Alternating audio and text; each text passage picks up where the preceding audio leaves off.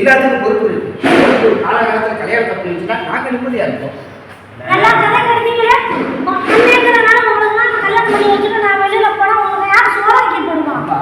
அதை பார்த்தோம்னா உடனே வாழ்க்கை என்ன மாறும்?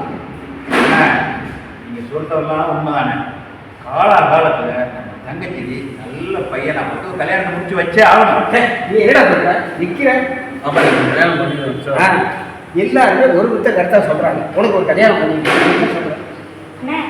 சொல்றத கொஞ்சம் புரிஞ்சுக்கணும். இப்போ உங்க கடிச்சதுக்கு நான் ஒத்துக்கணும் அப்படின்னு நினைச்சீங்கன்னா நான் உங்க கூடயும் இருக்கணும், வீட்டோட இருக்கணும். எனக்கு ஒரு நல்ல கவனம் வேணும்.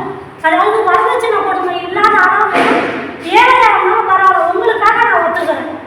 உங்களை வந்து நான் போக மாட்டேன். அப்ப தங்கச்சி சொல்றது சரிதானே? ஆமா. ஏன்னா பணக்கார பையன் வந்து எவ்வளவோ பேர் சரியான வாழ்க்கை நடத்தல, சரியான ஒரு ஏழை நல்ல பையனை பார்த்து கல்யாணம் பண்ணி வச்சா நல்லதுன்னு சொல்லு. அதை ஏற்றுக்கலாம். நல்ல விஷயம். சரி, நம்ம ஏழப்பா சொல்றேன். நல்ல விஷயம். உனக்கு ஒரு நல்ல பையனை பார்த்து ஏழை பையனா இருந்தாலும் நல்ல குடும்பம் நல்ல பையன் பார்த்து கொடுத்தா சம்மதிப்பில்லாமா?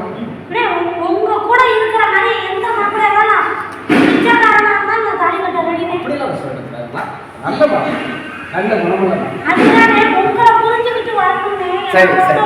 அதுதான் எனக்கு எங்க அண்ணன் வந்து எனக்கு ஒரு அப்பா ஸ்தானமும் அம்மா ஸ்தானமும் எங்க கூட இருந்து பார்த்துக்கிறீங்க. கண்டிப்பா சொன்ன பத்தியா அப்பா ஸ்தானம் பையன் அம்மா ஸ்தானம் நாங்கள் தான் உன்னை விட்டு வைப்பான். உனக்கு நல்ல வாழ்க்கை அமையுங்கிறது தான் எங்களுடைய ஆசை. பொறுத்திருப்போம். நல்ல ஒரு திருமணத்தை செஞ்சு ஒன்றை வாழ வச்சுட்டு அப்புறம் நாங்கள் எங்களுக்கு நாங்கள் எங்களுடைய வாழ்க்கையை நாங்கள் பார்ப்போம். புரியுதா? சந்தோஷம்.